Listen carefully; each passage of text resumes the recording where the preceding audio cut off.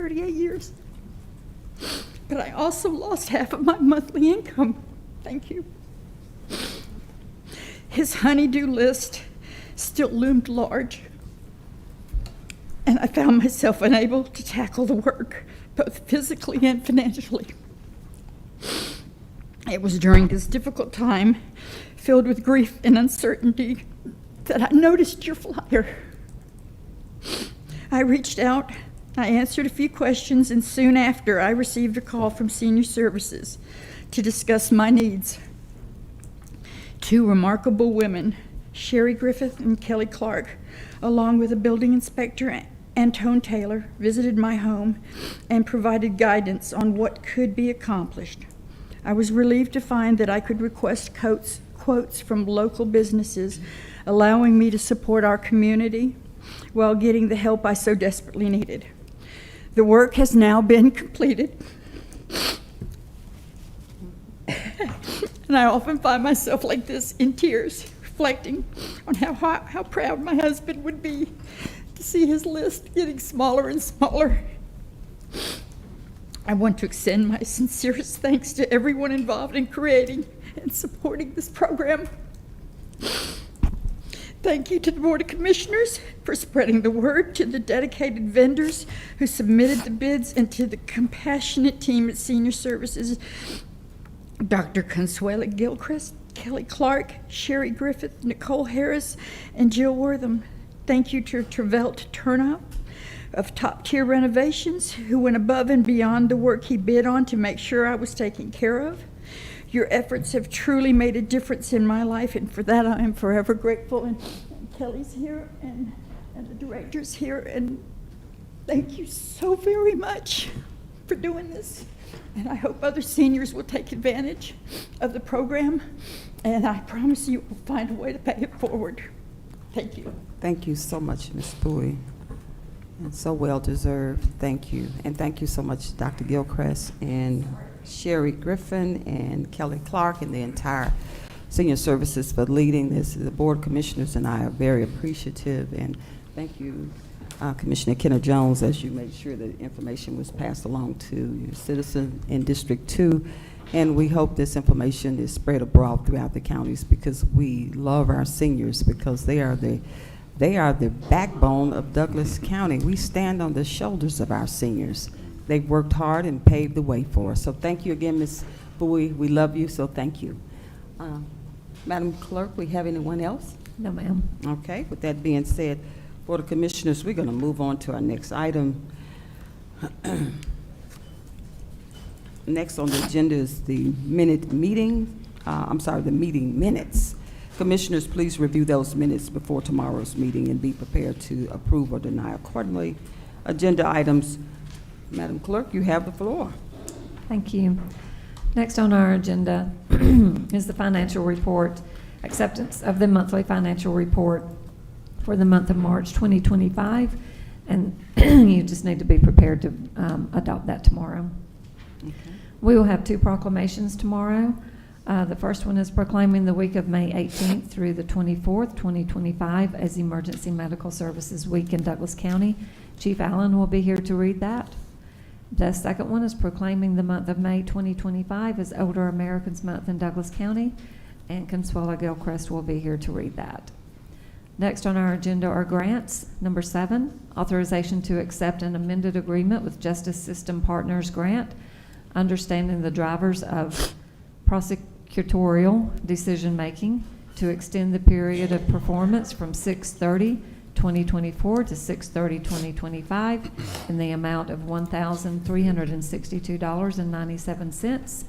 The original amount was $8,000 for subaward number 2106313 AV01 Amendment 001 for the Douglas County District Attorney's Office, and authorize the chairman to sign all related documents pending final legal review. Laura Thompson. Good morning, everyone. Good morning.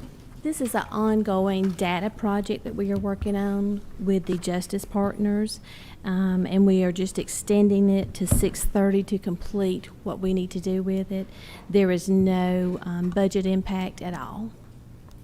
Okay. Thank you so much. Any questions, Board? Yes. Commissioner Raxton, you have the floor. All right. Thank you. Good morning. Good morning. So just to confirm, we've already spent the $6,600 already. Correct. Okay.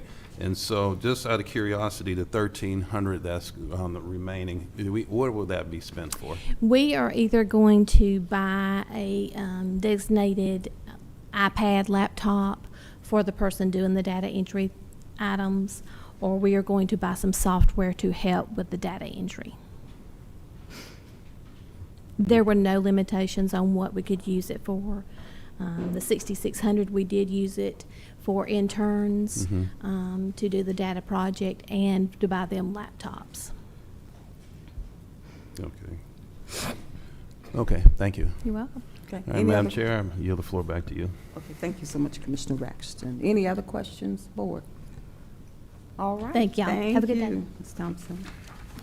Okay. Ms. Clerk, you have the floor. Number 8, authorization to accept a grant award in the amount of $1,500 from Petco Love with no match for providing free and low-cost vaccine clinics for pet owners in Douglas County, amend the fiscal year 2025 budget, and authorize the chairman to sign all related documents pending final legal review. Vanessa Francikowski. Good morning, Madam Chair, Vice Chair, Board of Commissioners, Administration. This grant is basically an annual grant that we apply for through Petco Love, which provides free vaccines to Douglas County Animal Services, and then in turn, we give them to the public for free. It's low cost, free. We get a $3 stipend for every vaccine that we provide to the public, and that supports our spay and neuter program and our vaccine clinics. Okay. Any questions, board? All right, thank you. One question. Okay, Commissioner Raxton. Yes, thank you. Good morning. Good morning.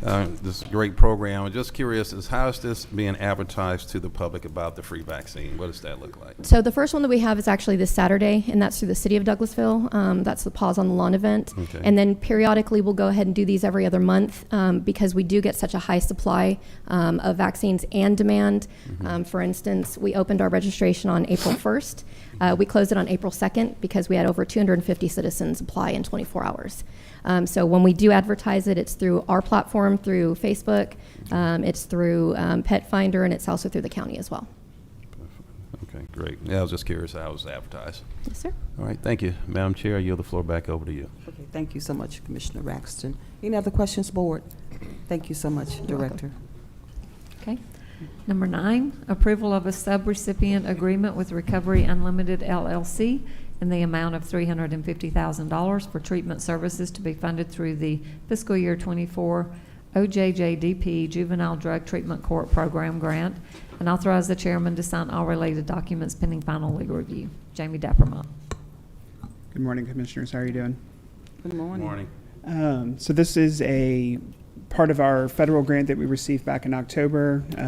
It's an expansion to our Chance Court program. This grant's going to allow for us to start an outpatient substance use program for our participants in the Chance Court program. And Recovery Unlimited has been our partner in this project since the very beginning, and they will be the program that'll be operating the outpatient substance use program. Any questions, board?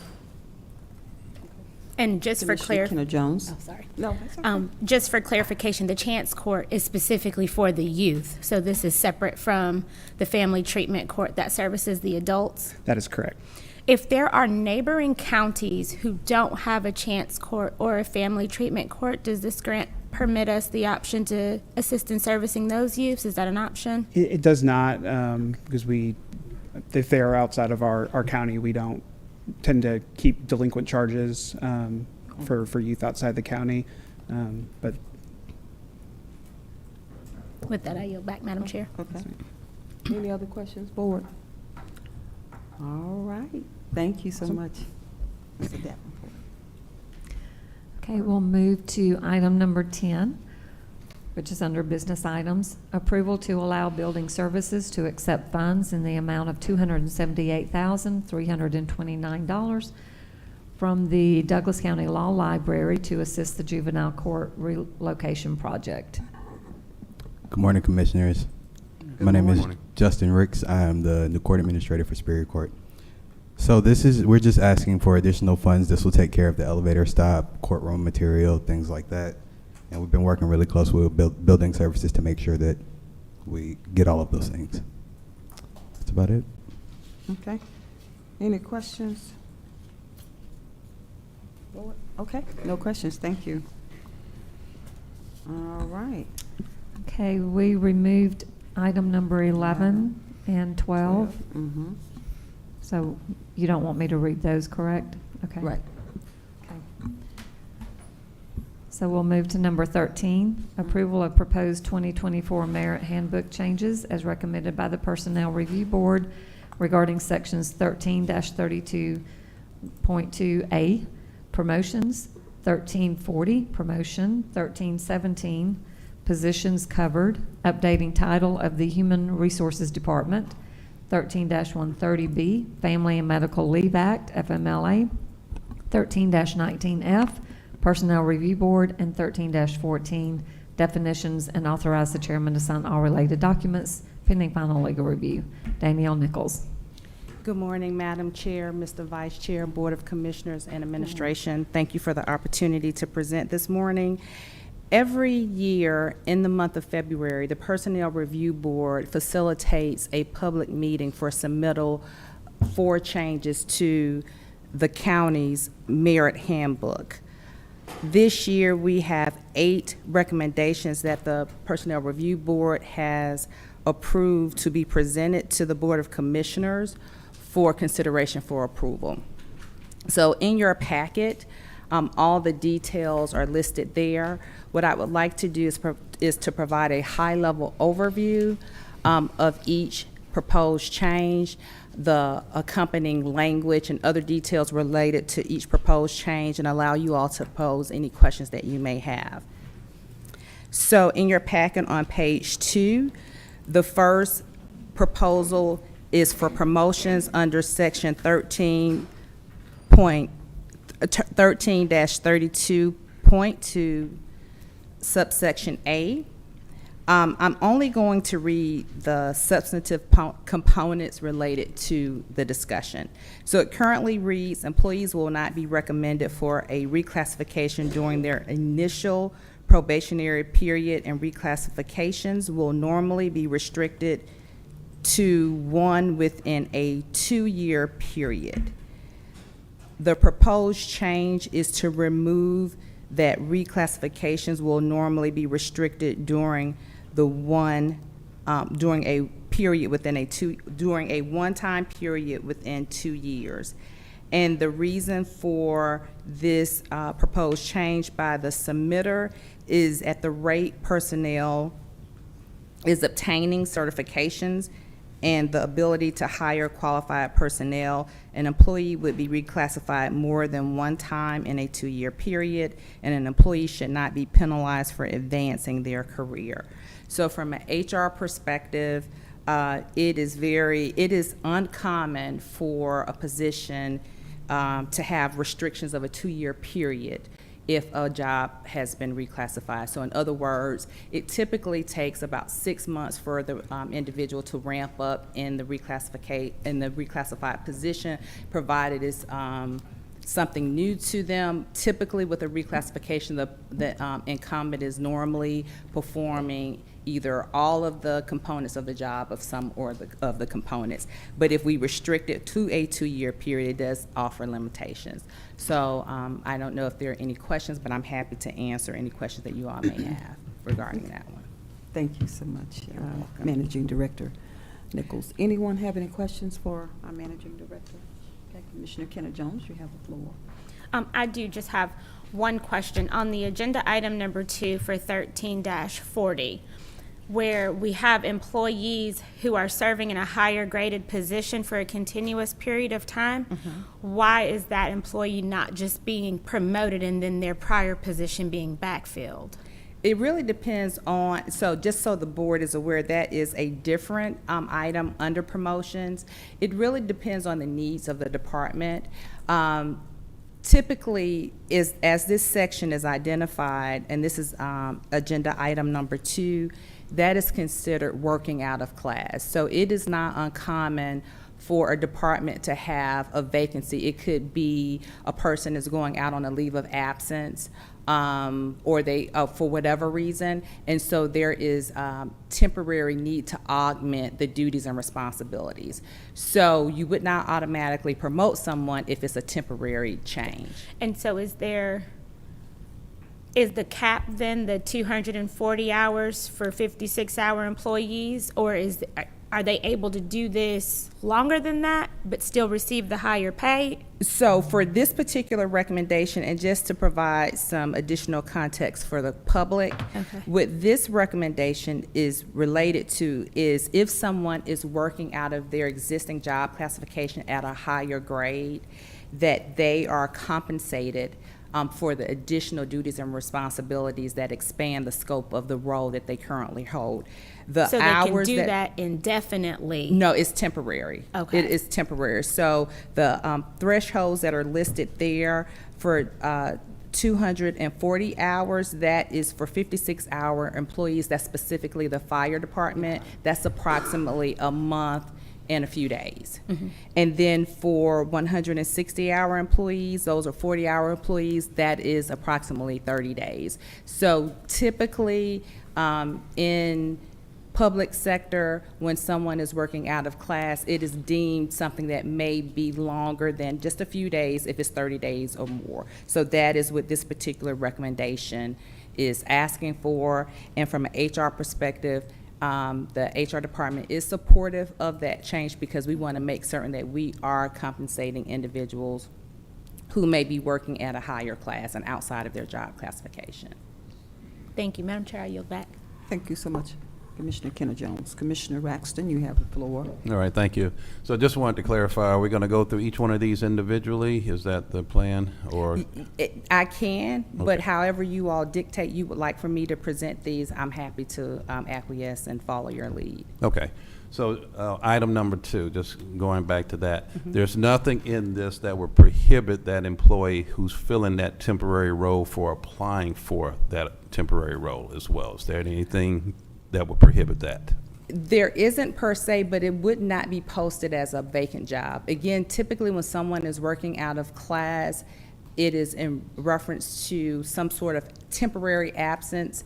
And then in some cases, if the department doesn't have the appropriate bench strength in place to backfill a position that has been vacated, that person would be working out of class. And when the department presents it to Human Resources, we do talk about what they have available from a funding perspective in their budget to award, if you will, a stipend or temporary pay for acting in that capacity until the position is filled. Of course, if that individual is operating in that capacity, they would have an opportunity to apply for the role if it is advertised for a permanent promotion or a permanent opportunity. Okay. All right, yeah, I just wanted to get a little clarification on that. And then I know we talked about the top end cap of how many hours, but from time to time, there may be a situation, like you indicated, where the department is still trying to determine if that position is going to be filled, so they may supersede, in the example of the fire, at 240 hours. Is that a possibility? So it likely is a possibility, but the reference of the hours is specifically the amount of time that will qualify that individual to receive that temporary pay. So it's not just for a 30-day period. The individual would have to work a minimum of 30 days in that, at that higher level, at the higher class, to receive compensation at the higher rate. Okay. Okay. Okay. Does that make sense? So in other words, hopefully this will provide some additional clarification. If someone is out sick, they may be out sick for 7 days, 7 business days, and the department needs someone to fill in and for those duties and responsibilities. It would not be practical to give temporary pay because it's just for a short period of time. But if someone is working at a higher class for 30 days or longer, then it is assumed that either there is a situation where the individual is out for a longer period of time, or the position is vacated and the individual that's been identified to fill in for that vacancy would receive higher pay based on the role that they're performing. Okay. All Does right. that help? It does. Okay. It does. Okay, thank you. And then when we get to agenda item number 3, I do have a question about that, but I'll go ahead and yield the floor back to Madam Chair. Thank you so much, Commissioner Braxton. Commissioner Mitchell, you have the floor. Thank you. Just one, and I think you just said my thoughts in all of this. If somebody's filling in for a week, then he or she will not get an additional pay or in reference in that particular position for filling in, correct? That's correct. If he or she fills in longer than 30 days, then they qualify then from that department to decide on if they want to proceed with, no, they automatically get that particular pay rate at that time. Yes, that's correct. Okay. And it may be a variation. It depends Right. on how much the individual is currently making relative to what the department can afford to pay an elevated pay. Because if the person is out on a leave of absence and they're still receiving pay, then you have one employee that is still being paid.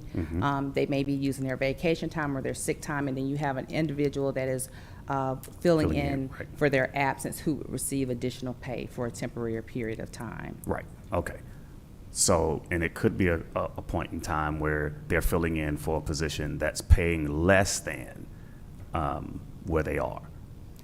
That is a possibility, but what I have seen since I've been with the county is typically when that happens, there are multiple employees that are taking piece parts of that role if it is at a lower level. Okay, okay. But they would not receive additional compensation. But I'm sorry, but that department head will be the one who will determine that structure in the event of a different type or unique situation like I just spoke of. Correct. Got it. Okay. Okay, it makes sense. Will that department head be the one who will determine if by chance this gets a little bit longer than normal and we're getting into a higher pay grade, that he or she will now, that person who's filling in, will they need to apply, or would it be kind of one of those department heads that will say, okay, this person is now, we're going to just say they decided to leave, stay home with the baby. Would that happen, and then we'll backfill that position where they moved up from, or what's that structure like? So if a department head decides to promote internally, they are not required, according to the merit handbook, to advertise that Okay. position. So if it's an internal promotion, then that department head can automatically promote without advertising.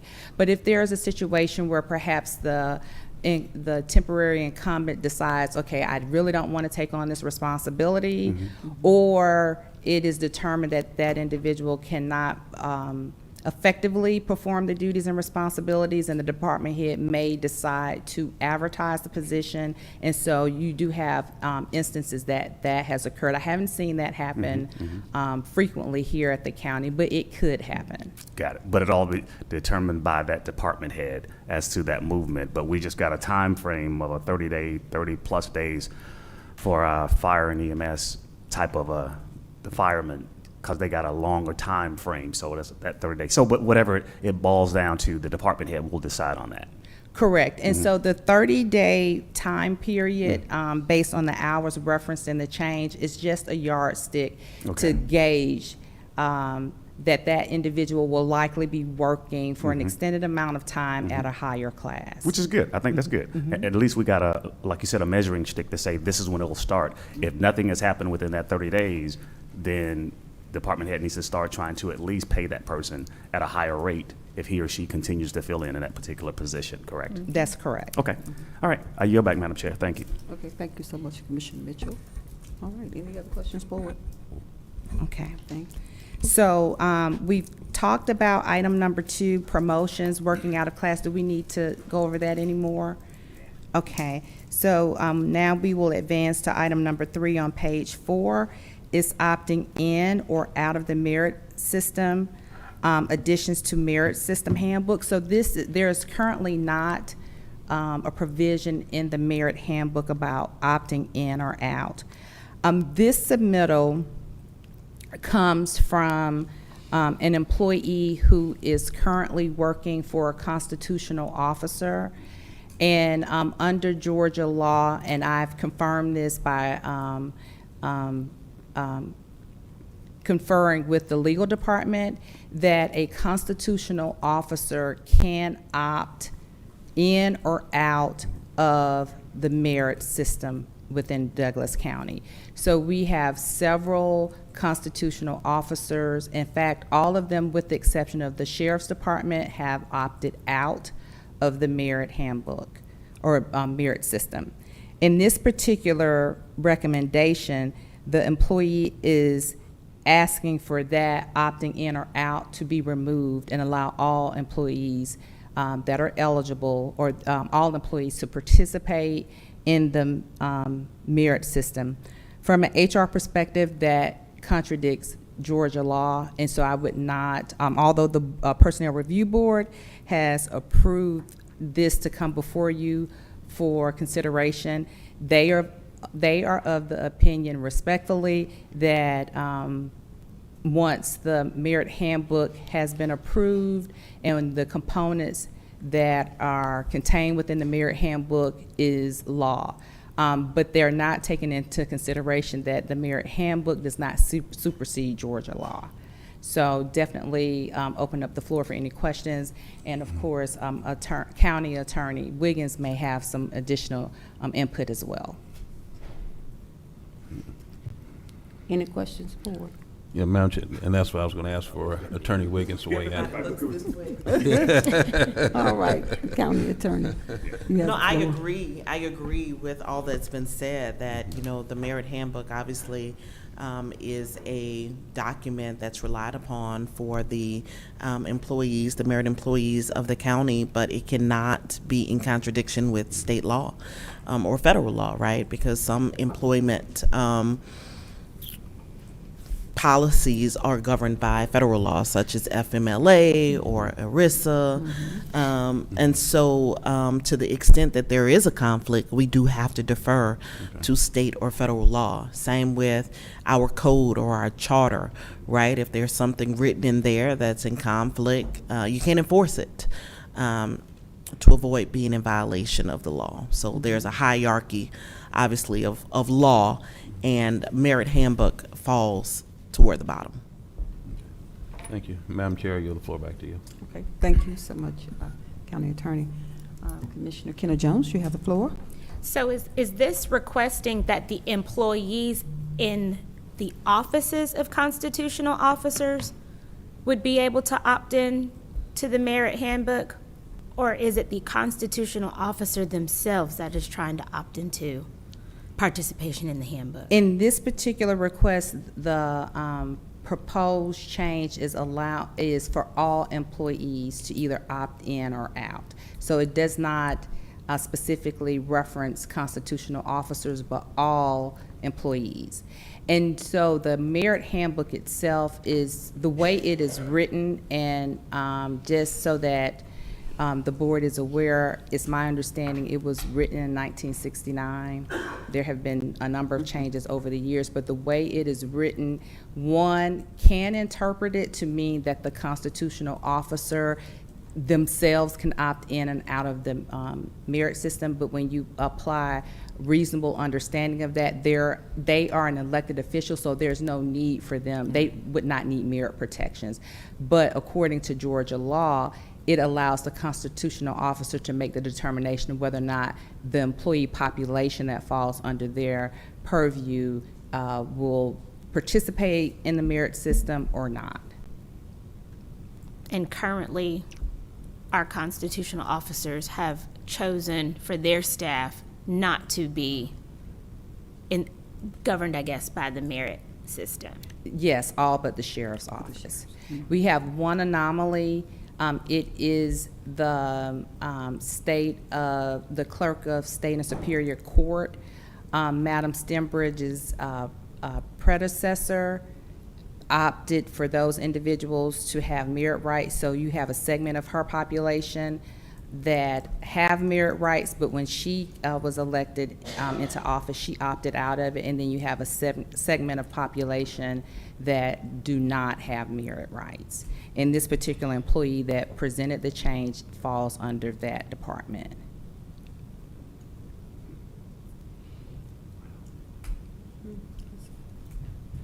And so that would be, we would be looking at employees of the sheriff's office, state and superior clerk, tax commissioner, and probate court.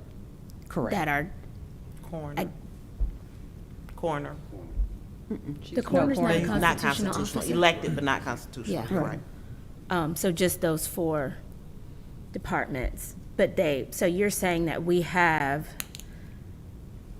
a lack of continuity even in specific offices right now as Correct. well? Correct. Okay. Madam Chair, I yield back. Okay, thank you so much, Commissioner Kenna Jones. Commissioner Mitchell, I see you're Yeah, adjusting yeah, your yeah. mic.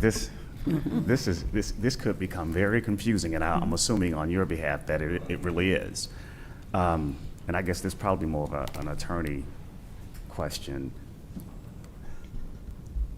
Do our system allow, I mean, I get it with understanding that the constitutional officers has that right to opt in or out. But it gets tricky because every 4 years there could be a change. Yep. And somebody opt in this time around Yep. That's what I was thinking. Yep. and then opt out the next round. How would that play? How would that work when now those employees that at the time were opt in now want to opt out because the next person coming in, that elected official constitutional officer coming in, it's confusing. Yeah. So it's not an individual employee request, right? It's the No. constitutional officer. Right, but I'm just saying, every 4 They years, that change could every change. 4 years. Correct. And those employees obviously would be hired, fired by that constitutional officer. Correct. So then because the BOC cannot intervene in their employees and, you know, what they do there, then it would be, you know, the change potentially every 4 years that Wow. the new constitutional officer could say, right? But that wouldn't impact the ones already there. So say, you know, Mary was hired under Constitutional Officer A. Constitutional Officer A is not reelected. Mary then remains in the merit system. So that person is grandfathered then. Exactly. It's Got just it. anyone under, right, the next constitutional officer, should that last one not be reelected or, Correct. you know, not be there. But would- that person individually, if the constitutional officer decide to opt out, could opt out with that constitutional officer at that particular Wait, time. ask that once more. So if I'm hearing you correctly, it's once the constitutional officer A decided to opt in, but wasn't reelected 4 years later, those that are opted in at that point in time with that constitutional officer are all grandfathered to be in. That's correct. And now there's a new constitutional constitutional officer B decides they want to opt out. Okay. Those employees are grandfathered. And so you'll have some discrepancies between the employees that are working in there that have been there. Right. And you're saying the new ones. And the new ones that come on board will actually be in the opt-out side of this particular constitutional officer term, correct?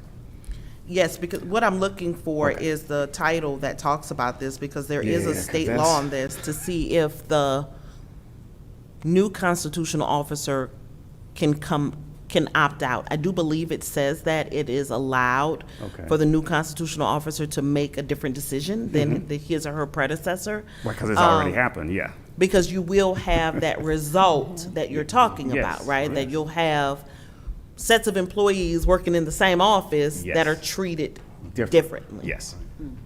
And that's what I'm trying to wrap around my head, and I know it's probably just as confusing yet along not quite, because there seems to me like there should be some kind of format that we can abide by, meaning if that constitutional officer, and I'm just making this up as I go along, it was in, whether the next one come in or out, they're in, I don't know. It's just, that's gonna be tough to manage, yet alone keep up with. Right, But but it- just recognizing it's not for the BOC to manage. No, I'm speaking of those constitutional officers every 4 years, if there's a change, and those employees get caught up in the middle. That's all I'm getting at, though. You was getting ready to say, I'm sorry. So from an administrative perspective, what HR has to do is to look at when that individual was hired. Okay, The department has a book where we keep the opt-in or out letters from an elected officer, so we then have to do the math, if you will, the tracking to see which individuals are actually, or do have merit rights versus those that do not. I know, but those employees that come on board with the new constitutional officer, if I'm hearing correctly, they're automatically in the opt-out side of this, just an example. You know. If that constitutional officer Opt out. decides to opt out, that is Right. correct. Wow. So Madam County Attorney, do I understand you correctly then? You're saying that this would be in conflict, though, if we pass it with what the actual state statute says, because the state statute says that the constitutional officers reserve the right to opt their employee pools in or out. So even if we pass it, there's still have no to defer to state. enforcement mechanism for it because it would be in conflict with state law. Right, and there's also another code section, Title 36, that talks about that once positions of employment are in, they stay in. So Oh, just as okay. we talked about with Commissioner Mitchell, the example I gave, Mary's not coming out no matter if the constitutional officer changes. Once you're in, such position shall not be removed from the coverage of the merit system. Okay. So Civil those that, service that, system. that comes after that new constitutional officer B, he or she is under that particular, I know it's kind of confusing. He or she will be under that particular constitutional officer. We're gonna just say that he or she opted out. So that's what that person being hired at this time would have to come under that opt-out scenario, correct? Not, think I'm not the following. prior. You know, not the prior. Everybody get where I'm Right. going with this? Yeah. Someone- And I want to go back to one thing really quickly. Okay. We talked about constitutional officers, Okay. but Title 36 talks about the governing authority of any county is authorized to provide by ordinance or resolution, which we've done. You guys done, I think you said 19, when was this created? 69. 69, for the creation of this civil service type system, right? For the employees of the county. But it says other than, and that's why I think I chimed in corner, because it's other than elected officials. Okay. Or the constitutional officers, right? And so this applies to not just constitutional officers, it applies to all of your elected officials of the Okay. county. So when we're having this conversation, just keep that in mind. Got it. I was answering a question, You lost it. I mean, but I've lost it. I but- think we all. But I agree with Commissioner Kenner Jones that, that the state law is going to Supersede. supersede Yeah. exactly whatever this provision is. Okay, so let's do this then. Let's go back. Give me again what the state law states, so we can know that will be the governing, the overruler, I guess. That Of this. the elected constitutional officer has the right to opt in or out of merit participation. Correct. But at that time, I guess this is kind of where we all probably kind of getting torn and caught up in the middle. I get that constitutional officer B decides to come in and opt out. I'm assuming those employees that come in under constitutional officer B are under the opt-out scenario. Correct. So I have the 36-121. I think I sent this to, out to HR back of 24 when we were discussing this. So I'll just read it to you so you can have the particular language. Okay. So I read you already A, Yes. right? That's the part about this applies to elected officials or persons appointed to positions for specified terms. Let me read you B. Subsequent to the creation of a civil service system, the county governing authority, which created the system, may provide by ordinance or resolutions that positions of employment within departments subject to the jurisdiction of elected county officers or subject to the jurisdiction of other commissions, boards, or bodies of the county shall be subject to and covered by the civil service system upon the written application of the elected county officer, commission, board, or body having the power of appointment, employment, or removal of employees of the officer, department, commission, board, or body. So we understand from that the elected official has to make written application to this board for their employees to be included into the civil service system, right? And once that is done, if it's approved by this body, those positions, so we're not talking about people, those positions don't come out. Oh, okay. So it's really the creation of Okay. any new positions after new elected official, Right, right, okay, okay. comes in, right? I If got it's you. not one of the positions that was included in the written application, Mm-hmm. and that's something that you would have to evaluate. Are they putting all their positions in the application, or is it only some it's- of them? So it's the position, I got not it. the person. I think I get you here. So are we speaking positions? Because in my mind, I'm speaking personnel, people. So are the people, are the positions all from, I know the sheriff is all in, using the other constitutional officers. Are those positions in, or are they out? Or do you know? I mean, you probably don't know that. Yeah. Unfortunately, there's not enough documentation on file for us to determine one way or Right. the other. All that we have is the written application that was approved for that elected constitutional officer to either opt in and out. And from Right. the applications that we have that have been approved, all of the constitutional officers have opted out with the exception Of the sheriff. the sheriff's department. And then there's one anomaly when at some point, the clerk of state and superior court, the predecessor to Madam Stenbridge, at Yes. some point, she opted in. Yes. So that's all the information that we have. But So if to that's track it- correct, I'm sorry, but if that is correct, based on what I just heard, those positions were opted in at that point in time, even though Ms. Stenbridge decided to opt out, but the positions are in. Am I But off? only if it's the same position. That's what we're getting So at, let's yes. say they were, that at the time before Madam Stenbridge was here, she opted in for all of her calendar clerks to be a part of this merit-based system. But if you are a file clerk, that is a different position. So Right, if that right. position was not opted in, you still may be in the same office, but being treated Differently. differently. Yeah, and So we that's what would I'm need getting to at. know which Right, right. positions she opted in for to find out if this particular. Meaning Tammy is the one we're speaking of. Tammy needs to, we need to figure out what were those positions, and any Yep. of them that has all been in, at one point in time have all been in, that opt Correct, in. correct. And what was the positions based on Attorney Wiggins? If that's the case, then state law will prevail and say, no, they're in. If they created a different position, called it something different, whatever the case may be, now, you know, Stenbridge and others who have opted out hold that card of that employee position is out. Am I? Yep. Attorney, I mean. Yes, no, I'm tracking. Yes, you're on track. Okay, so I guess the first thing is, we know that state will prevail in any of this.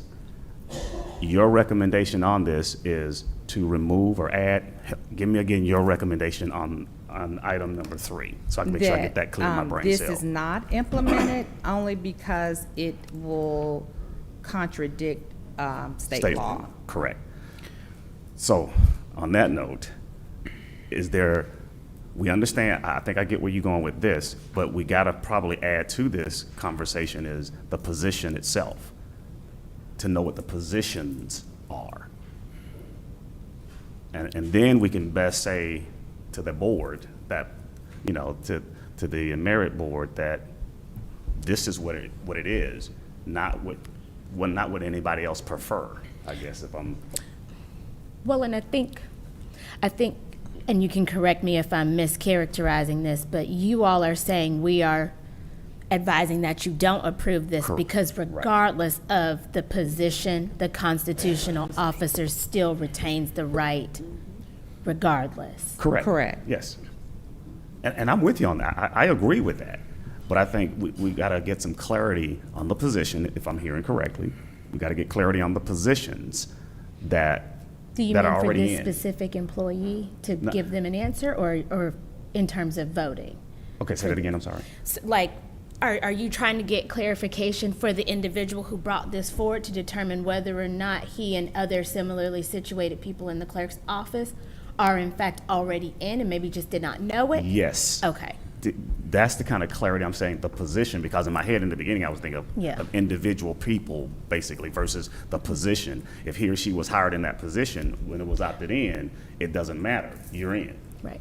And this particular individual was hired in a position that was created After. after the. Okay, so the- that, if I'm hearing correctly, that person is out. Correct. Right, oh, but that position is out. Correct. Right, That position is out. that position is out. But now, this is gonna be a nightmare for the HR, you know, to kind of keep up with what positions are in and what positions are out, because I think that's gonna be the clarifying factor of what are those positions under those constitutional officers that already opted in 100 years ago. It is a nightmare. So, but, you know, we just, Yeah. we track it.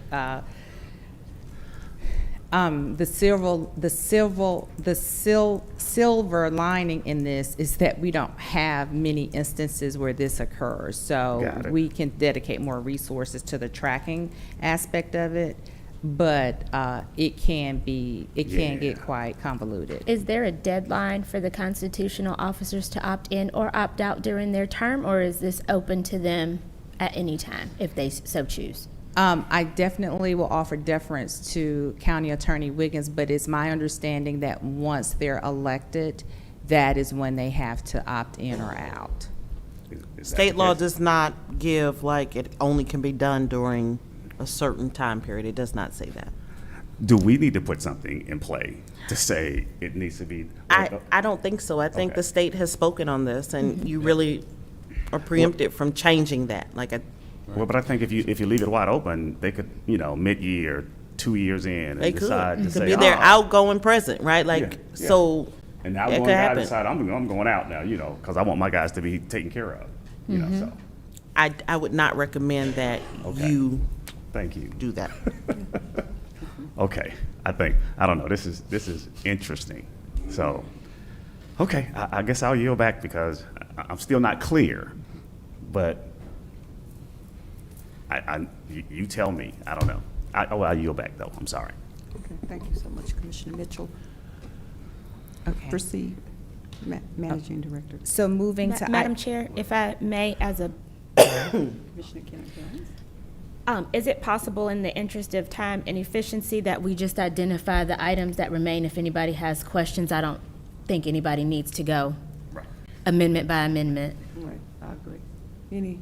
Anything else that you want us to? The you wanna only clarify? other thing that I would like to point out is and it's on the very last page, is the change to the frequency in which proposals for changes can be presented to the Personnel Review Board. Right now, it's annually.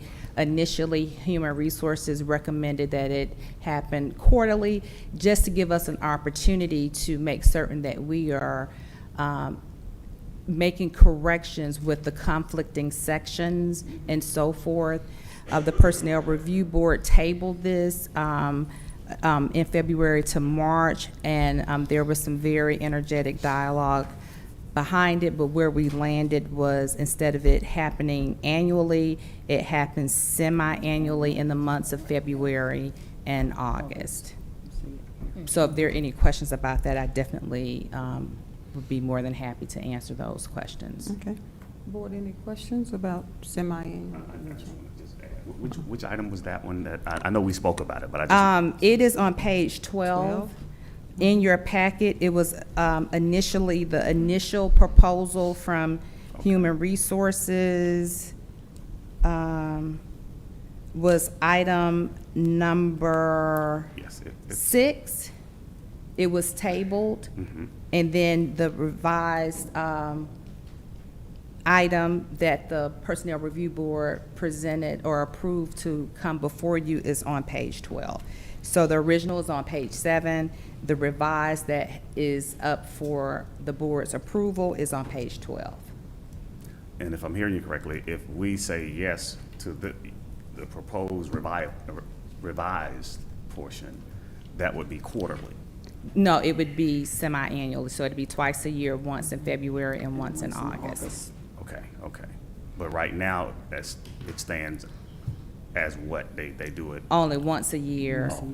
in February. So essentially, if there are any policy changes that the administration of the board makes, we have to wait until the Another following year. February to present them to the Personnel Review Board for them to opine on whether or not they agree with it, Right. to come back before the Board of Commissioners. And I'll only add, is twice a year sufficient? Yet along, or could it state something, not limited to twice a year, but, I don't know, do we have that authority to do that? Because what if something come up that's pressing that we probably need to say, hey, guys, we need to address that. You guys need to address that, not that board needs to address it. So if that's the case, we can, based on what you're saying, it'll only be twice a year. Based on what they're doing, it's only once a year. Correct. So since the Board of Commissioners is the governing body, you all collectively can make that decision. So what would happen if you say, well, no, we think it should be more than semi-annually, whatever that is, it is then, whatever you all come back with, it is then presented to the Personnel Review Board for them to either say yes or no or give their feedback, and it's kind of like a tennis match back and forth. Okay. Well, okay. I just think it should be more than that, or not limited to just twice, in the event that there's something that comes up that this board think needs to be addressed. Correct. And in theory, when Human Resources recommended that it occur quarterly, it just would reduce the amount of proposals that happen on an annual basis. Okay. And it would give Human Resources and the administration, partnering with the legal department, an opportunity to correct conflicting sections. The Personnel Review Board felt like that was too frequent and that it would be confusing for the employee population to keep track.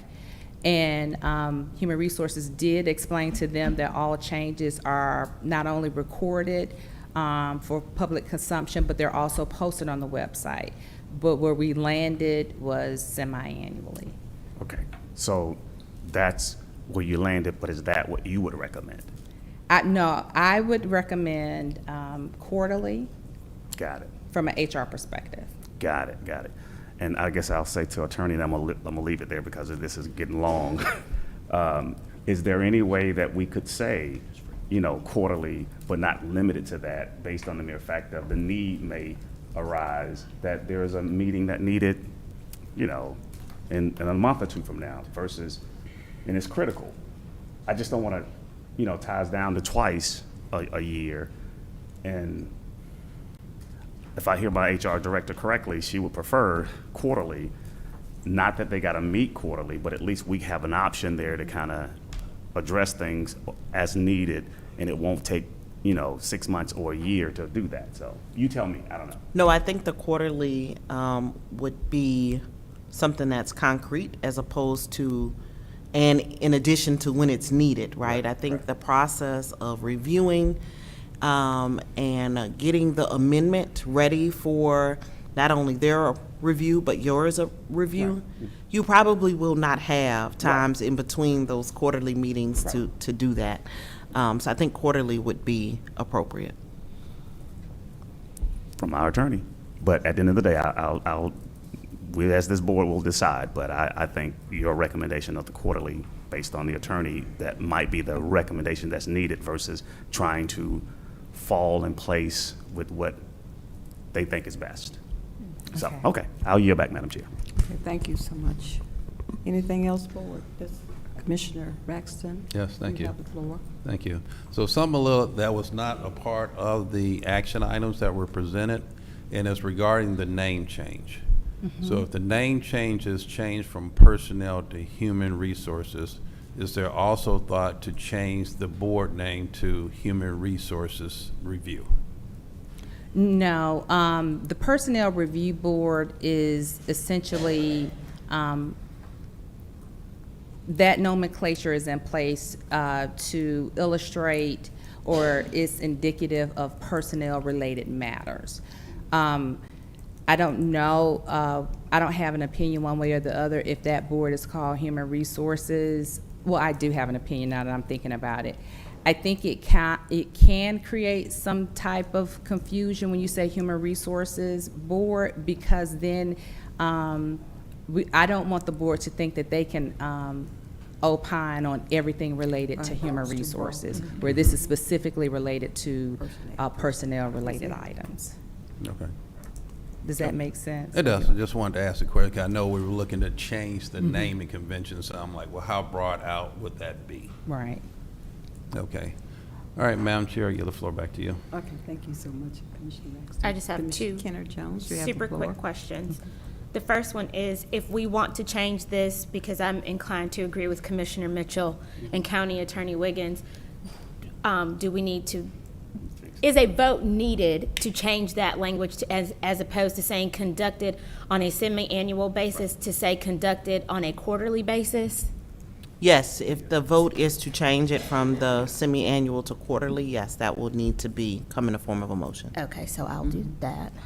And then, I lied to you, I have 3 questions now. Back to the agenda item, in regards to the constitutional officers, if we are not recommending that that one go forward, we need a motion to remove that one.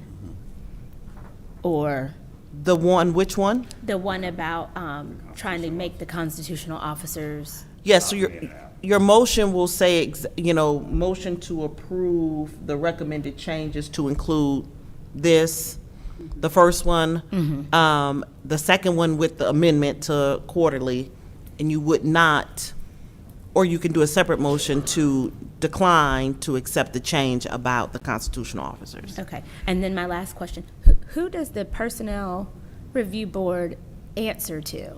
Like, they are responsible for all of these employees, but is that a bad, why is everybody laughing? No, so that has been a conversation that I've had with the administration and the legal department. I think we need to introduce some parameters and some clarity around that. Respectfully, the Personnel Review Board seems to think that they are here to protect the employees, and I'm of the mindset that they should be looking at the operations and the employees. So I think we can introduce some clarity there. I think it would it would make it easier to manage what's currently happening today. How long would it take to put together a proposal for us to review and make that necessary change clear? Because I don't want people also worried that this board just has the ability to do whatever with no oversight. What I can do is I can confer with the legal department, and we can get back with you, to the Can we board look at to let having you that know. by the second meeting in June, please? Absolutely. Thank you. That would be great. Madam Chair, I yield back. Okay, thank you. Anything else? Thank you. I guess I'll head. This will be it though. So with all those potential changes, with all those, do we hold off on this? Is this time sensitive, or do we move on the confusion? It is time sensitive Okay. because once the Personnel Review Board approves all of the proposed changes, we only have 45 days to get back to them to let Got them it. know what the Board of Commissioners has decided to do. But based on Kenna Jones, additional pieces or adjustments to include the constitutional officers opting in or out, that whole layout, with you getting back with the information that we just talked about as to who controls what. So, And all I'm saying that though is, can we add all that in here to where when we get ready to vote on Monday, on tomorrow, we will be, it'll be ready though. I mean, I don't want to rush it, but I don't want to kind of haphazardly put this together and just push it along. So in my mind, it's Yeah, two okay. separate issues that Okay. you're addressing. Right. So the personnel review metrics, parameters, whatever you put forth is separate from this. Okay. I think we've all reviewed all of the agenda items, and based on what I get from county attorney, is that we're gonna remove agenda item number 3 in its entirety from this slate, and then we're just going to modify the agenda item that you spoke about to right. change it to quarterly as opposed to semi-annually, and then the remainder of these are fine Okay. in terms of what you all needed us to vote on for this agenda item. correct. And the last one that you mentioned in reference to Jesus, I'm having establishing parameters Yes, for yes, how okay. the. I'll Yeah, have that a would be senior a model. separate policy that they would that we'll need to do down the road, if that's what I'm getting. Second Yes, sir. meeting in Okay, June. okay, that's fine. Second Oh, meeting hold in on. June. Last point of clarification, the clerk just mentioned that she will put the issues on there separately, so it can be clear, you won't have to kind of do them all in one motion. You can vote on each of them separately. That'd be great. I yield back, but thank you. Yes. Okay, thank you. All right. With that So being- thank you, Thank County you. Clerk Watson, or Deputy Clerk Mathis, for moving me up in the agenda because we knew that this would be a lengthy conversation. So I hope I didn't take too much of your time today. Thank you. Thank you. That's the purpose of the work session, so we can discuss all these matters prior to tomorrow, so we can vote accordingly. So thank you, Board, but I do want us to just be mindful of our time in terms of minutes for remarks and, you know, of course, those 2-minute rebuttals. We're going to move on to the next item. Madam Clerk, you have the floor. Yes, ma'am. Number 14, consideration of SDC ATLA LLC's written application for exemption under Section 2E of Douglas County Resolution 25-116. Audrey Lewis. Good morning, Board of Commissioners, Madam Chair, County Administration.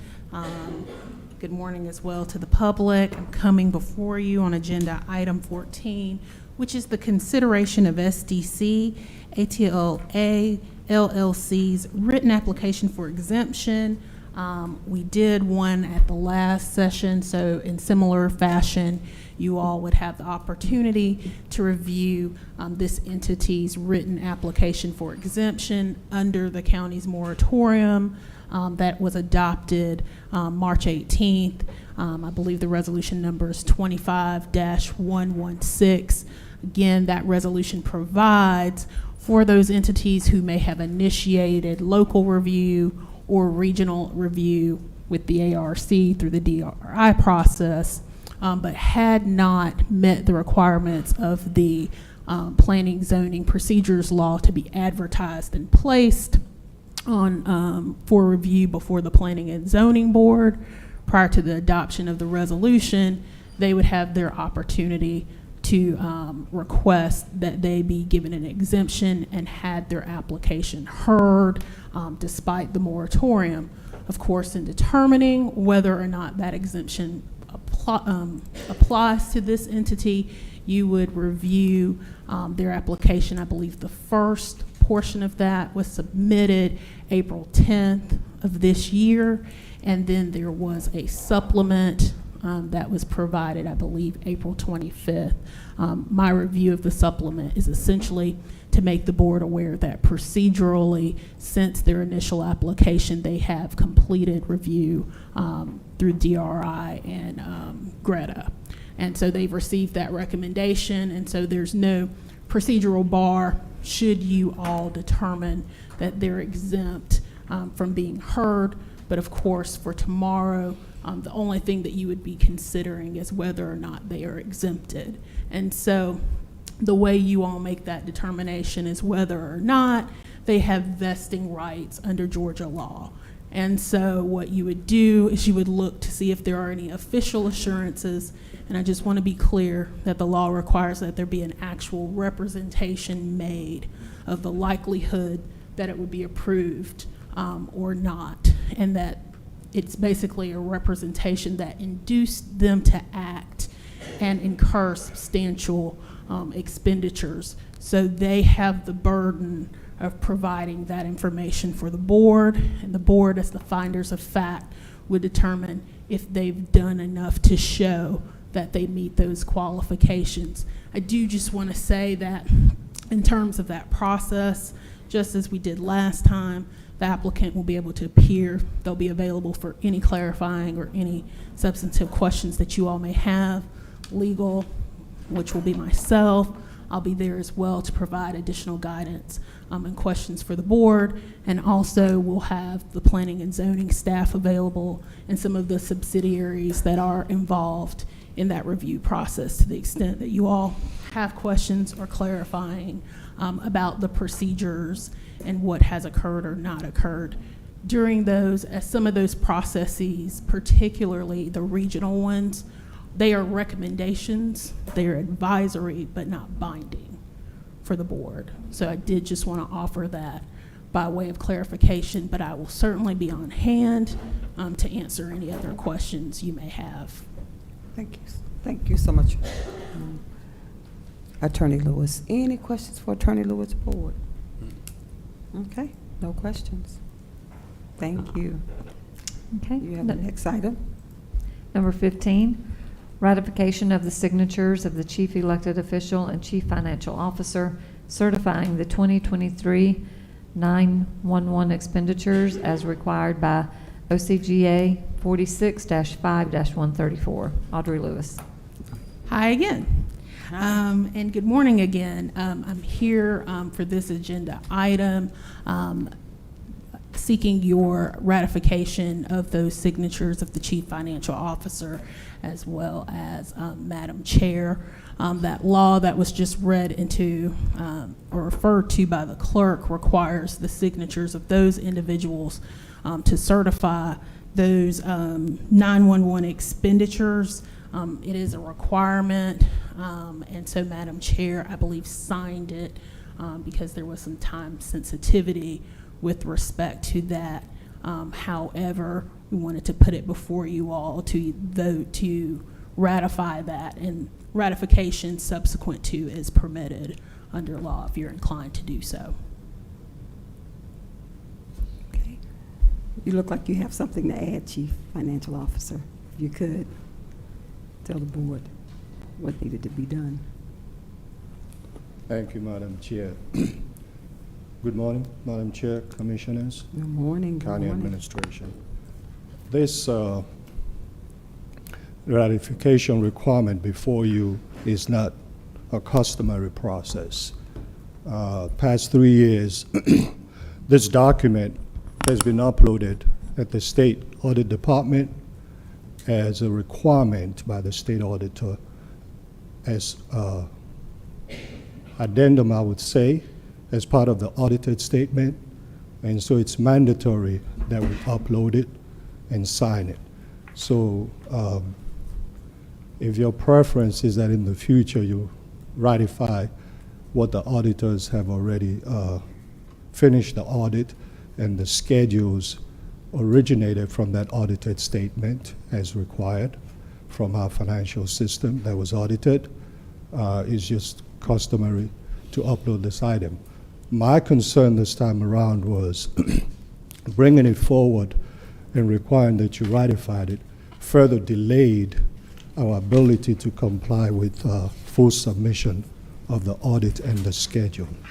So preferably, if you just want to give a standing order that because this is a state law and ratification is not required, we can proceed in the future. That would be very helpful.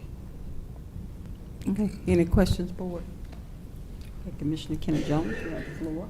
And this is just the statement that is confirming that we've complied by law that no 911 fees have been spent in other departments or on other places, that we're not permitted to spend those fees?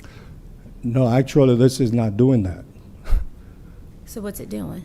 It's just saying that we complied, we signed the document, or authorization to have signed the document. Okay. And that's all, which I'm saying is not necessary. That schedule, I believe the State Department designed it so they can have complete oversight and monitoring of 911 fees after the audit. That's the mandatory schedule to be submitted with the audited statement.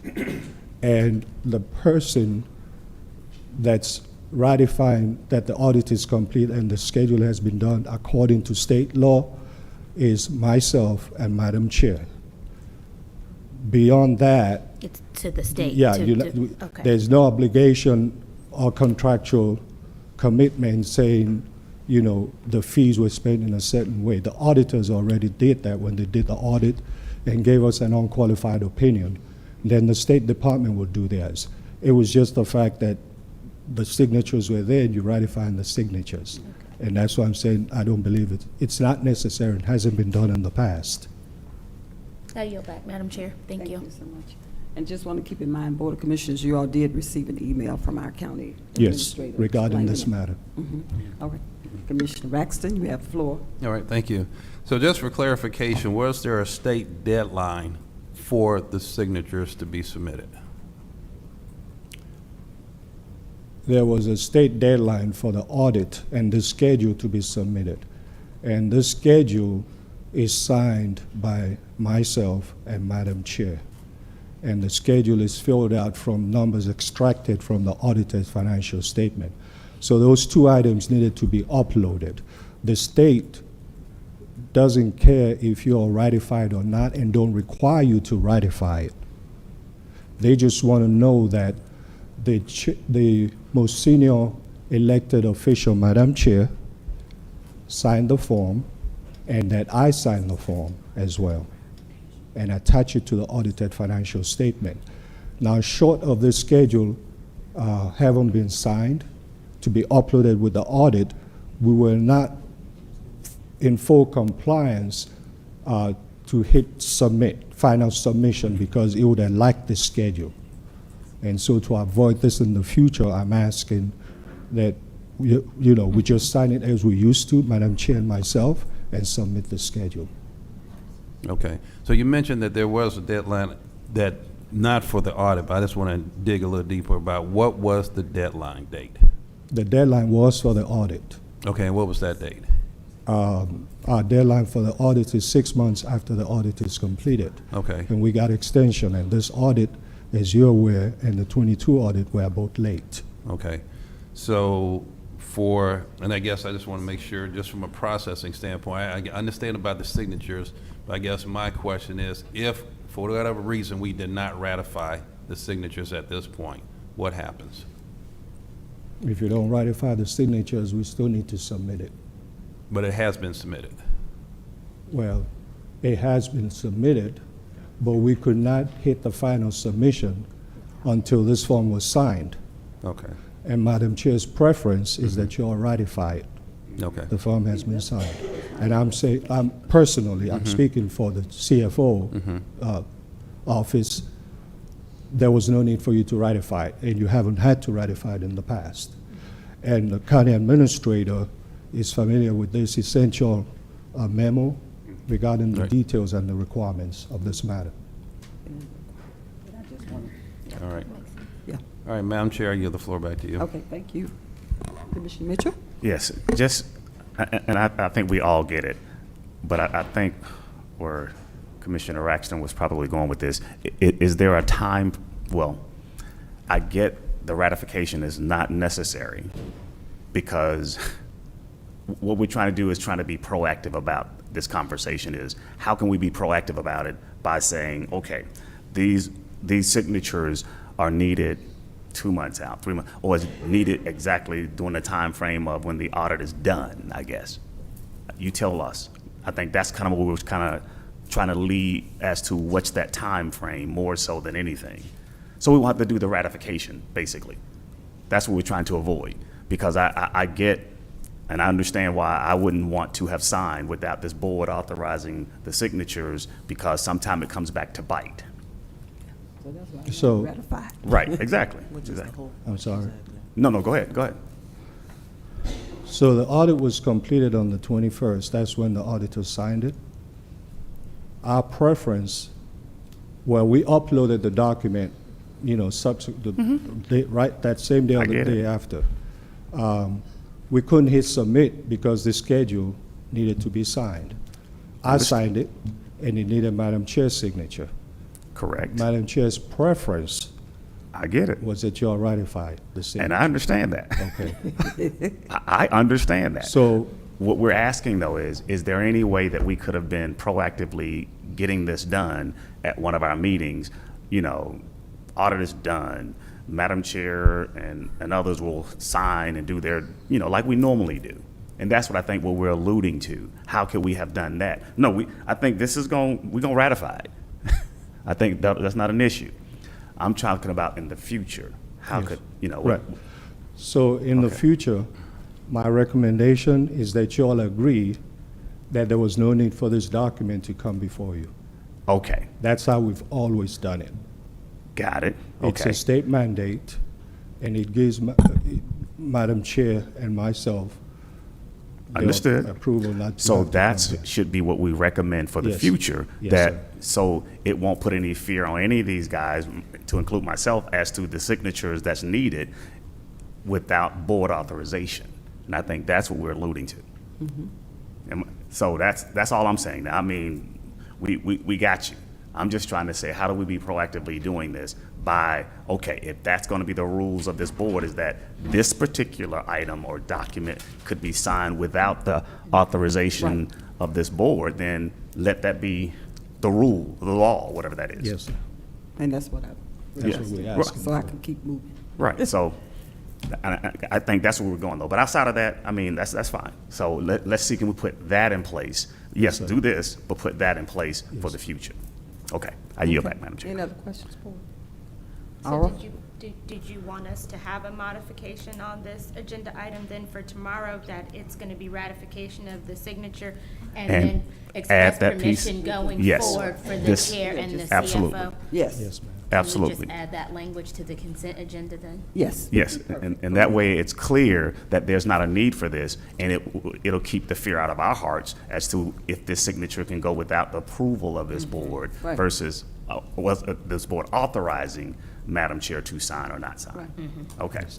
Commissioner, you send the fear out of your heart, the fear out of mine. Well, See, I get it. Well, My I- hand was well, broken it's- tonight because I it's- didn't want to sign it. Yeah, Let's it's bring it all of before my us. board. All of us is a part of Yeah. this whole Yeah, I get it. process. Yeah. I get it. So, We've been there and done that. Yes. So, So, thank you.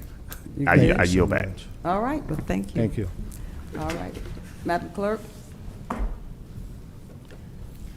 Number 16, approval of a one-year renewal service contract with Stryker for preventative maintenance of EMS equipment at a cost of $34,468.80 to be funded by the fire department budget, and authorize the chairman to sign all related documents pending final legal review. Chief Allen. Good morning, Madam Chair, Vice Chair, Commissioners, County Administration. We're looking for approval for, once again, for this service contract with Stryker for preventive maintenance for our EMS equipment. Okay. Any Straight to the questions, point. board? Pretty straightforward. Madam Clerk? Yes, sir. Okay, all right. Okay. Number 17, authorization to purchase a 2005 Pierce Dash Custom Heavy Rescue from Brindley Mountain Fire Apparatus in the amount of $95,000 to be funded by the fire department budget, and authorize the chairman to sign all related documents pending final legal review. Chief Allen. Yes, in an effort to work on our vehicle replacement program and start working on that, we're looking for authorization to purchase a 2005 Pierce Heavy Rescue Vehicle for this $95,000. It has 120,000 miles on it, so that's pretty good for a 2005 Heavy Rescue Vehicle. Okay, any questions, board? Okay, Commissioner Rex. Yeah, I just want to make a comment. Thanks, you knew that I was going to ask that about the miles, so thank you for that. And just any other conditions of the vehicle itself. We sent a team up to look at it, and they recommended that we get it. It's in really good condition. So we went ahead and my team looked at it, and we agreed that it would be worth it. Okay, and where will it be shipped from or coming from? Pennsylvania. Pennsylvania, okay, thank you. Madam Excuse Chair, me, you have the floor. Maryland. Maryland, okay. Madam Chair, I yield the floor back to you. Okay, any other questions, board? Thank you so much, Commissioner Rex. Yes, I'll just. Commissioner Mitchell? Yeah, I'll just close with that. Are they gonna drive it down, or are they gonna, tow? Yes, we're gonna drive Okay, so we're gonna add more miles to it though, but okay. And the 95 is in your budget, so you cleared on? Yes, sir. No, so you got that amount covered? Yes. Good, okay, that's all I yield back.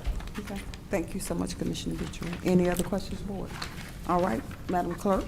Okay. Number Thank you, Fire Chief, thank you. Number 18 and 19 were both deferred until June. So we'll move to number 20, authorization to accept the annual services agreement with iWorks and to support DOT's work management platform in the amount of $28,750 to be funded by DOT's department's budget, and authorize the chairman to sign all related documents pending final legal review. Solomon Rana. Good morning, Madam Chair, Vice Chair, Board of Commissioners, and County Administration.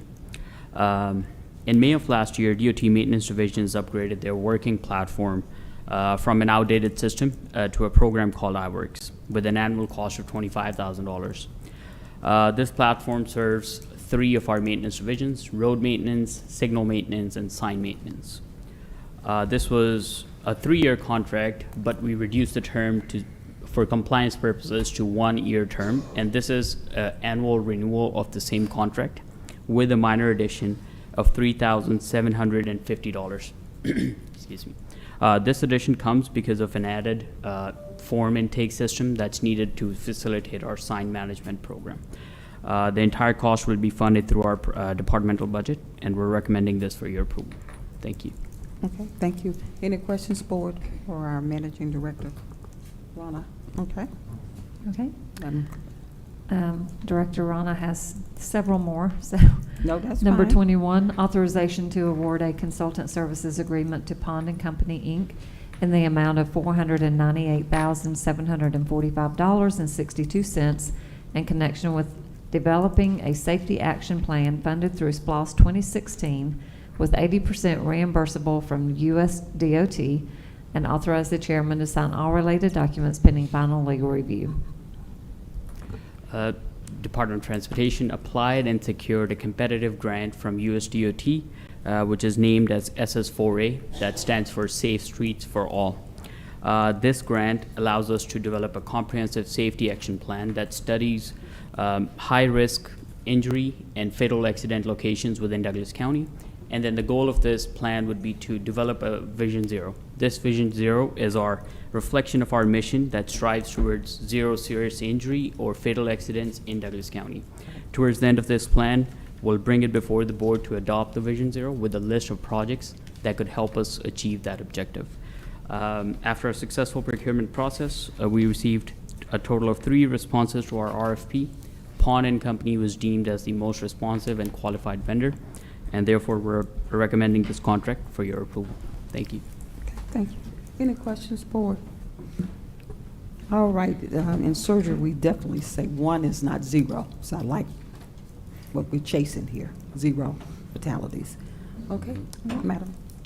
Number 22, authorization to accept a memorandum of agreement with Georgia Department of Transportation in connection with streetlights projects on State Route 166 at West Chapel Hill Road and Big A Road with no impact to the budget, and authorize the chairman to sign all related documents pending final legal review.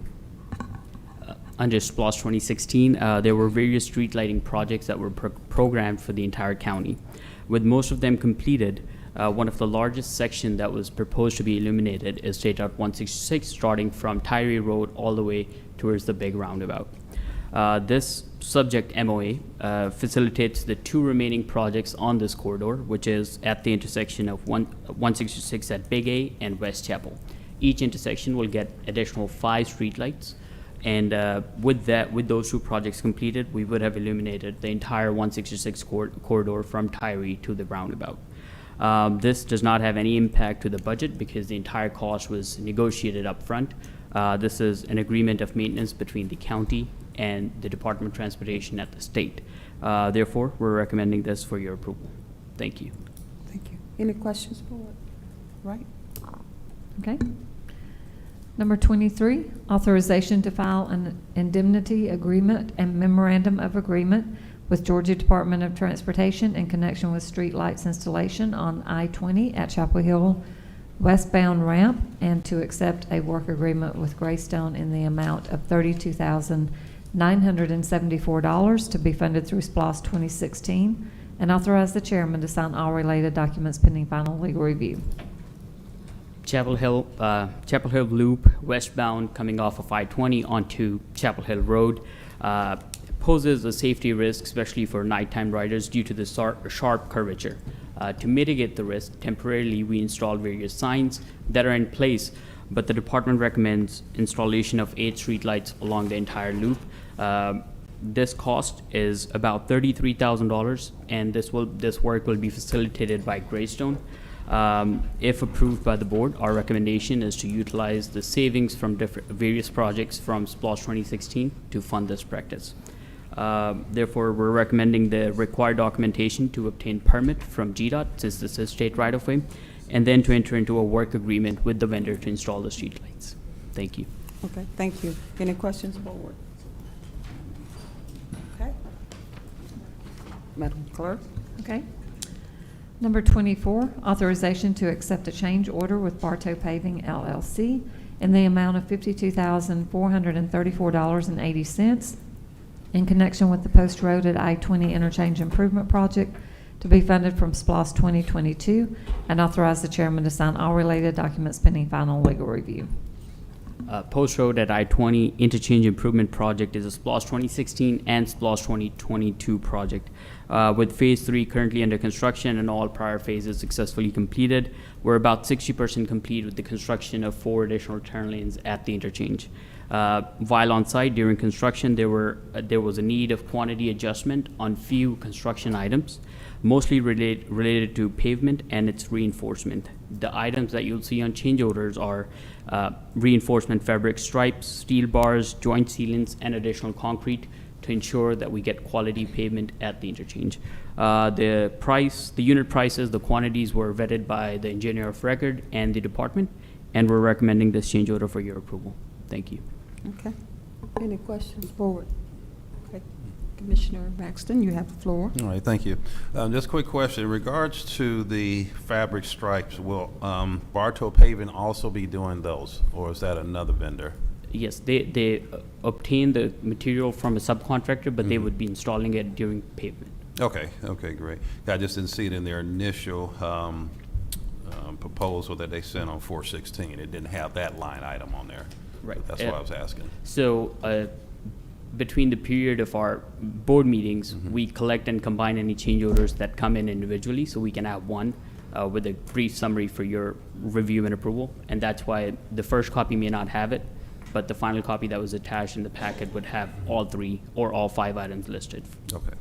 All right, thank you. All right, Madam Chair, I yield the floor back to you. All right, thank you so much, Commissioner Baxton. Also, Managing Director, I heard as you was reading, you said, or either speaking, you said this also, this funding, not funding, but this project was, I guess, funded in 2016 as well as 2022. So I notice it's being funded from 2022. Any money from 2016 that will be allocated for this as well? Or So SPLOST 2016 funded the design of this project, and then SPLOST 2022 is now funding the construction of this project. Thank you. You clarified that. Thank you. Madam Clerk? Yes. Number 25, authorization to accept a change order with CMES, Inc. in the amount of $52,596.10 in connection with project number 0004428, the Lee Road Widening Phase 2 project to be funded from SPLOST 2016, and authorize the chairman to sign all related documents pending final legal review. Lee Road Phase 2 is our active construction road widening project with limits from I-20 to Fairburn. The project is approximately 60% complete.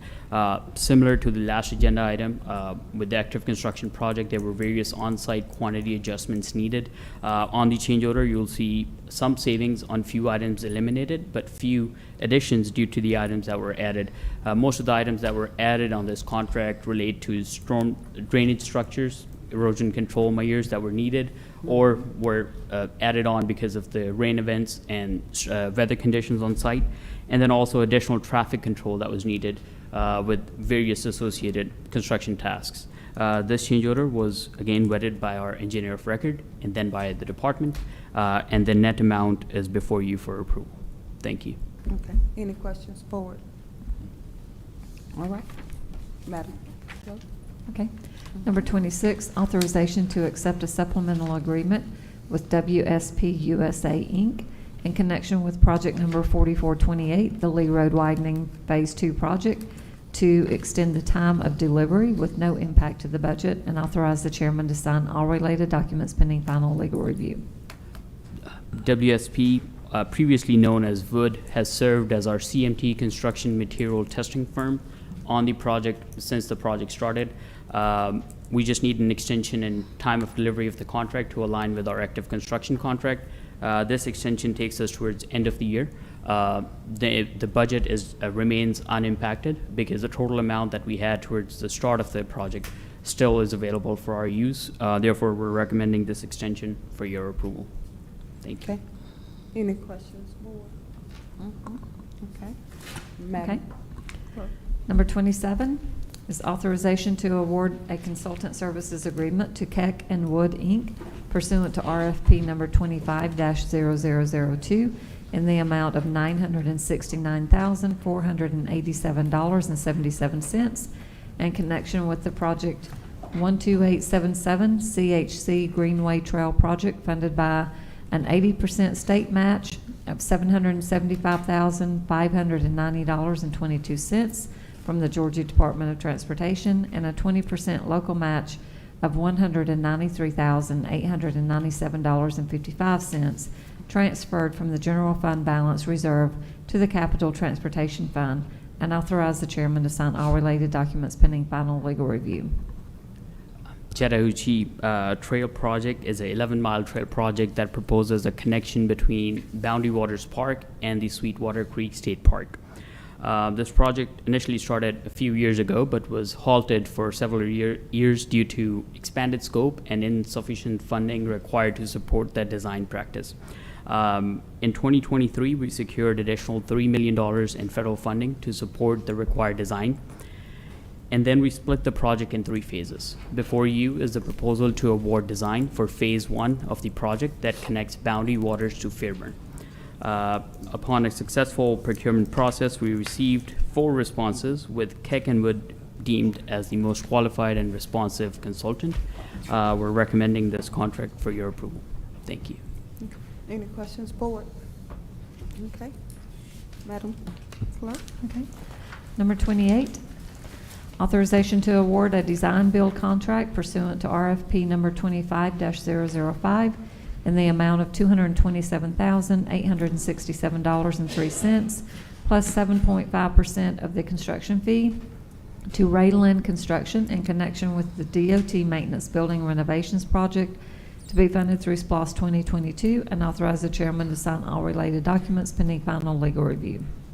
DOT maintenance building located off of Chicago Avenue was substantially damaged due to fire in 2019. Thanks to the board and administration, we now have a new building under construction at the same address that supports at least the administrative functions of that department. The previous building that was damaged offered a space of over 15,000 square feet, and our objective here is to rehab that facility to an extent where it could at least be used as a storage space, not just for DOT, but for not for DOT maintenance, but for other divisions and the county in general. With that in mind, we solicited a design-build contract. The design will encompass the required testing and data collection that's required, and then eventually a pre-construction phase that will get us construction set of plans. If approved and authorized, then we'll move on to the final stage, which is construction. The fees will be for the subsequent phases. So upon completion of phase 1, they'll be compensated for data collection. Upon completion of pre-construction phase, they'll be compensated for that piece. And then eventually, if the county approves the construction phase, only then they'll be compensated for the last phase, which is of a value of $139,000 plus the 7.5% fee of whatever that construction cost may end up being. At any point between these milestones, if we don't decide to move to the next phase, we won't be liable for that cost. With that in mind, Rayland was recommended by the evaluation committee as the most qualified vendor for this service, and we're recommending this contract for your approval. Thank you. Thank you so much, Managing Director. Any questions for Managing Director? All right, that's pretty good. Thank you. Thank you so much. Okay. Thank you so much, Managing Director. Number 29 was deferred until the June meeting. So number 30, authorization to enter into an MOU with the Cobb and Douglas Public Health, the Douglas County Department of Family and Children Services, Share House, Vision 21, and Douglas County Shelter for the Community Services Provider Program for funding allocated from the general fund in the 2025 budget and authorize the chairman to sign all related documents pending final legal review. Tiffany Stewart Stanley. Good morning, Board of Commissioners. So I'm here this morning with the MOU agreements for the entities that were funded in the 2025 budget for Community Services Provider Program. As we all know, we started this program back in 2023 as a formal way to have an agreement with anyone that we give funds to who provides any type of community services, such as public health services, community services. So these are our standard agreements that we have. We just need to get them formalized and signed before finance will let us disperse the funds. So that is what I'm asking today. Okay. Any questions, board? Thank you. Okay. All right. Okay. Madam Clerk. Okay. Number 31, board appointment to the Department of Family and Children Services Board. We received in 2 applications, Janae Harris and Natoya Loffman. I had previously forwarded those applications to each of you, so I will just need direction on who we need to appoint. Okay. And I believe from previous meetings, our county attorney said, what we do, we call a motion on the floor. Is that correct? Yes. Okay. I have a pretty good memory. All right. Okay, we'll just do that tomorrow, Lisa. Okay. Madam Next, Clerk. we have board appointment to the Cemetery Preservation Commission. We received in, we have a few vacancies on that board. We received in 1 application, Sue Krautz, to represent District 2. Okay. All right, and so we'll make a motion tomorrow. Commissioner Kenner Jones is out of District 2. Okay, we'll do that. Any other comments, board, or anything before I tap on the shoulders of our county attorney? Any questions, board? All right, if there are no questions, county attorney, do we need to go into executive session? Yes, we do. Okay. Certainly, the citizens of Douglas County, we will take a slight pause for the calls to go into executive session. And when I say we, the Douglas County Board of Commissioners. Board of Commissioners, do we have a motion to go into executive session? Madam Chair, I would make a motion to go into executive session for matters of real estate, cybersecurity, litigation, and personnel. Second. Okay, we have a motion and a second. Any discussion? If there's no discussion, all in favor, please indicate by raising your right hand. We have a 5-0 unanimous vote to go into executive session, and the motion carries. All right. Well,